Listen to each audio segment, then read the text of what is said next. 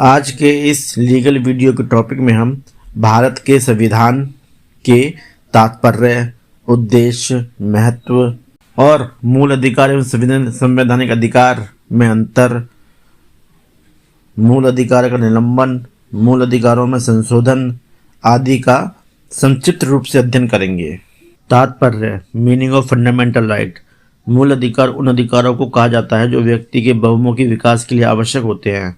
तात्पर्य यह है कि मूल अधिकार नागरिकों के वे मूलभूत अधिकार हैं जिनके माध्यम से नागरिकों को बौद्धिक, नैतिक, आर्थिक और आध्यात्मिक विकास होता है। गोलकनाथ बनाम स्टेट ऑफ पंजाब। इस मामले में न्यायाधीश सुब्बा राव ने तथा मेनका गांधी बनाम भारत संघ 1978 के मामले में न्यायमूर्ति पीएन भगवती ने भी इस तथ्य की पुष्टि की है।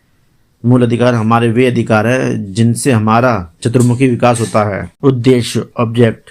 संविधान में मूल अधिकारों को इसलिए रखा गया है ताकि मनुष्य द्वारा संचालित सरकार की नहीं बल्कि विधि द्वारा संचालित सरकार की स्थापना हो सके।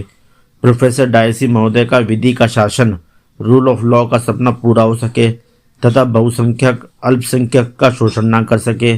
मोतीलाल बनाम स्टेट ऑफ उत्तर प्रदेश, इलाहाबाद। इस मामले में न्यायाधीश सप्रू महोदय ने कहा कि मूल अधिकारों का उद्देश्य नागरिकों को सुरक्षा एवं उन्हें समानता प्रदान करना है। महत्व, importance of fundamental right.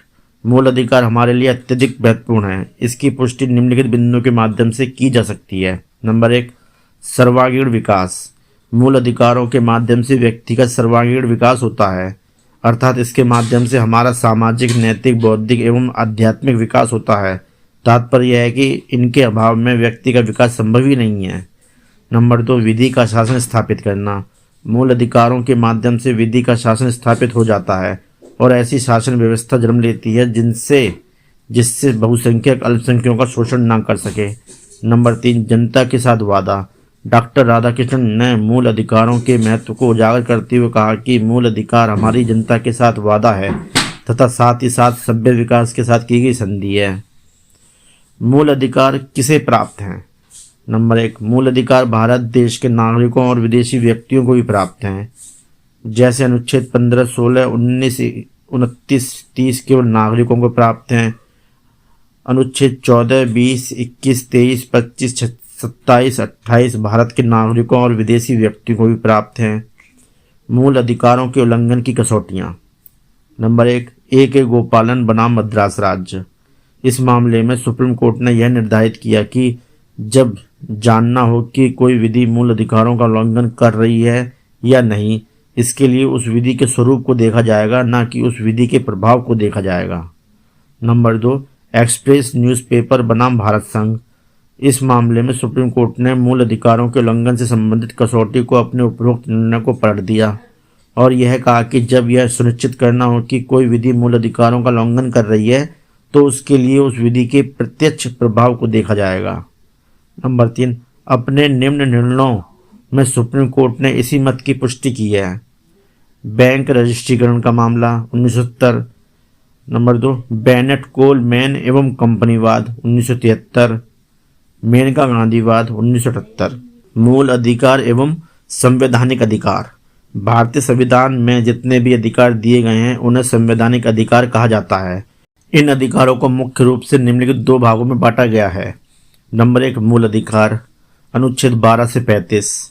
Number 2, वैधानिक अधिकार जैसे संपत्ति का अधिकार, मताधिकार आदि। मूल अधिकार एवं संवैधानिक अधिकारों में निम्नलिखित अंतर हैं। मूल अधिकार वे अधिकार हैं जो संविधान के अनुच्छेद 12 से 35 में दिए गए हैं, जैसे समता का अधिकार, स्वतंत्रता का अधिकार, शोषण के विरुद्ध अधिकार आदि मूल अधिकार हैं, जबकि संवैधानिक अधिकार उन्हें कहा जाता है जो कि इन अनुच्छेदों के अलावा दिया गया है, जैसे संपत्ति का अधिकार, मताधिकार आदि। नंबर 2, मूल अधिकार स्वयं संविधान द्वारा प्रदत्त होते हैं। उनकी सुरक्षा की गारंटी स्वयं संविधान देता है, जबकि संवैधानिक अधिकारों की सुरक्षा की गारंटी अनुच्छेद में नहीं दी गई है। नंबर 3, मूल अधिकार सुप्रीम कोर्ट द्वारा संरक्षित हैं, इसलिए कहा जाता है कि उच्चतम न्यायालय मूल अधिकारों का सजग प्रहरी है, जबकि इसके अलावा जो विधिक अधिकार हैं सामान्य कोर्ट द्वारा संरक्षित है। नंबर 4, मूल अधिकारों को सामान्यतः न तो न्यून किया जा सकता है और न ही समाप्त किया जा सकता है, जबकि संवैधानिक अधिकारों को न्यायालयों द्वारा समाप्त भी किया जा सकता है और न्यून भी किया जा सकता है। नोट: उपरोक्त अंतर सुविधा और महत्ता की दृष्टि से सृजित किए गए हैं, क्योंकि यदि ध्यान से देखा जाए तो मूल अधिकार भी संवैधानिक अधिकार ही होता है। चूंकि संविधान भी देश की सर्वोच्च विधि होती है, इसलिए ऐसे अधिकारों को विधिक अधिकार कहने में भी कोई आपत्ति नहीं होनी चाहिए। मूल अधिकारों का निलंबन। नंबर 1, आपात घोषणा। आपात घोषणा के दौरान मूल अधिकार निलंबित हो जाते हैं।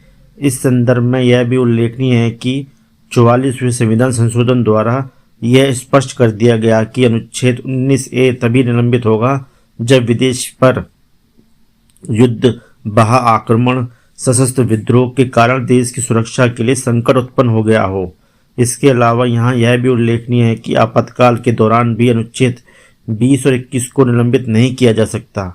भारतीय संविधान के अनुच्छेद 33 में यह कहा गया है कि संसद कानून बनाकर प्रतिरक्षा सेना के सदस्यों के संबंध में मूल अधिकारों को निलंबित कर सकती है। ऐसा इसलिए है कि उनमें अनुशासन बना रहे और वे कर्तव्यों का पालन उचित ढंग से करते रहें। अनुच्छेद 33 के इसी प्रावधान के कारण ही निम्नलिखित कानून बन सके हैं: सेना अधिनियम 1950, वायु सेना अधिनियम 1950, जल सेना अधिनियम 1950। नंबर 3, मार्शल लॉ, सेना विधि, अनुच्छेद 34। मूल अधिकार उस समय भी निलंबित हो जाते हैं जब किसी क्षेत्र में सेना विधि लागू की जाती है। यह प्रावधान भारतीय संविधान के अनुच्छेद 34 में दिया हुआ है। संसद विधि बनाकर ही ऐसे क्षेत्र में मूल अधिकारों को पूर्ण रूप से या आंशिक रूप से निलंबित कर सकती है। नंबर 4, संविधान संशोधन, अनुच्छेद 368। मूल अधिकारों के निलंबन के संबंध में संविधान के अनुच्छेद 368 के अंतर्गत संसद की संविधान संशोधन की शक्ति का भी उल्लेख किया जा सकता है। इस संदर्भ का निष्कर्ष यह है कि संसद संविधान में संशोधन कर सकती है, किंतु वह संविधान के मूलभूत ढांचे को किसी प्रकार से आघात नहीं पहुंचा सकती है। इसकी पुष्टि निम्नलिखित महत्वपूर्ण वादों की सहायता से होती है। नंबर 1, केशवानंद भारती बनाम केरल राज्य। नंबर 2, मिनर्वा मिल्स बनाम भारत संघ। मूल अधिकारों में संशोधन। मूल अधिकारों में संशोधन को स्पष्ट करने के हमें निम्नलिखित बिंदुओं का सहारा लेना होगा। नंबर 1, शंकरी प्रसाद बनाम भारत संघ।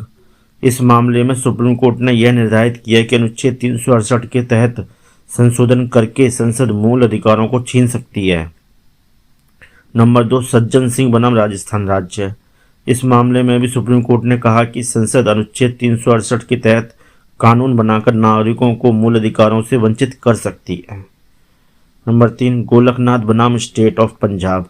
इस मामले में सुप्रीम कोर्ट ने कहा कि संसद अनुच्छेद 368 के तहत कानून बनाकर मूल अधिकारों को छीन नहीं सकती। नंबर 4, 24वां संविधान संशोधन। गोलकनाथ के निर्णय से क्षुब्ध होकर संसद ने अपने हाथ मजबूत करने के लिए 24वां संविधान संशोधन पारित किया, जिसके तहत अनुच्छेद 13 में खंड 4 जोड़ा गया, जिसमें यह कहा गया कि अनुच्छेद 368 के तहत संशोधन करके जो विधि बनाई जाएगी वह अनुच्छेद 13 में प्रयुक्त विधि के अधीन नहीं आएगी। इसका निष्कर्ष यह है कि संसद कानून बनाकर यह संशोधन करके मूल अधिकारों को छीन सकती है। नंबर 5, केशवानंद भारती बनाम केरल राज्य। 24वें संविधान संशोधन के पश्चात सुप्रीम कोर्ट के समक्ष केशवानंद भारती बनाम केरल राज्य का वाद आया, जिसमें सर्वोच्च न्यायालय 24वें संविधान संशोधन को तो स्वीकार कर लिया, किंतु संसद की संशोधन करने की शक्ति पर एक सीमा लगा दी और यह कहा कि संसद इस शक्ति का प्रयोग करके मूल अधिकारों में संशोधन तो कर सकती है, किंतु संविधान के आधारभूत ढांचे को परिवर्तित नहीं कर सकती। नंबर 6, 42वां संविधान संशोधन। केशवानंद भारती के निर्णय के पश्चात संसद ने 42वां संविधान संशोधन पारित किया, जिसके तहत अनुच्छेद 368 में खंड 4-5 जोड़ा गया, जिसमें कहा गया कि संसद की संविधान संशोधन करने की शक्ति सर्वोच्च है और उस पर किसी प्रकार की सीमा अर्थात रोक नहीं लगाया जा सकती। अर्थात अनुच्छेद 368 के तहत संसद यदि कोई संशोधन कर देती है तो उसे न्यायालय में किसी भी आधार पर चुनौती नहीं दी जा सकती। नंबर 7 है मिनर्वा मिल्स बनाम भारत संघ। संविधान संशोधन के पश्चात उच्चतम न्यायालय के समक्ष सन 1980 में मिनर्वा मिल्स बनाम भारत संघ का वाद आया, जिसमें उच्चतम न्यायालय ने यह कहा कि संसद अनुच्छेद 368 के तहत संविधान में संशोधन कर सकती है, किंतु वह संविधान के आधारभूत ढांचे को अपने संशोधन से प्रभावित नहीं कर सकती। इतना ही नहीं, न्यायालय ने 42वें संविधान संशोधन को अवैध घोषित कर दिया। अनुच्छेद 368 में जोड़े गए खंड 4 और 5 को समाप्त कर दिया। न्यायालय ने यह कहा कि यह दोनों खंड 4 और 5 संसद को असीमित शक्ति देते हैं, जो संविधान के आधारभूत ढांचे को नष्ट करती है, क्योंकि न्यायिक पुनर्विलोकन भी संविधान के आधारभूत ढांचे का एक अंग है, जैसे निम्नलिखित चीजें भी आधारभूत ढांचे का अंग है। नंबर 1, शक्ति पृथक्करण। नंबर 2, मूल अधिकार। नंबर 3, लोकतंत्रात्मक शासन प्रणाली। अगला है मूल अधिकार राज्य के विरुद्ध। संविधान के भाग 3 में जिन मूल अधिकारों की चर्चा की गई है, उनको राज्य के विरुद्ध संरक्षण के रूप में दिया गया है।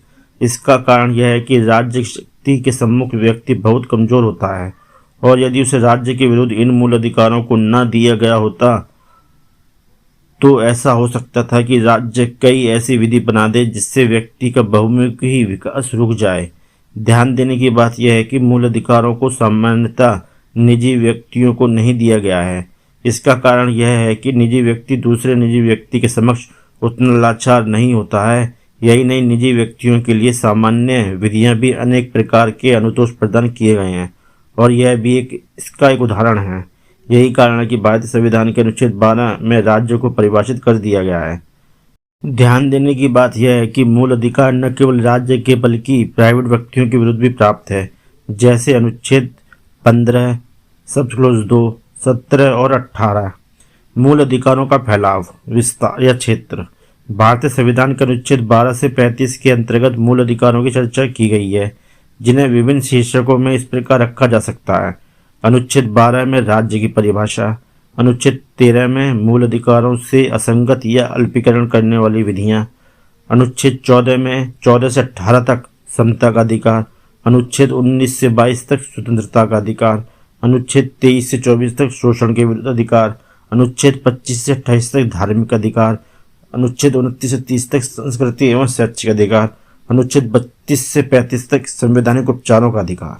दोस्तों, उम्मीद करता हूँ ये टॉपिक आपको पसंद आया होगा। आपकी सहायता एवं सहूलियत के लिए इस टॉपिक का PDF लिंक वीडियो के नीचे डिस्क्रिप्शन में है। आप चाहे तो वहां से PDF फाइल डाउनलोड कर सकते हैं। साथियों, अगर वीडियो पसंद आया तो लाइक और सब्सक्राइब कीजिए।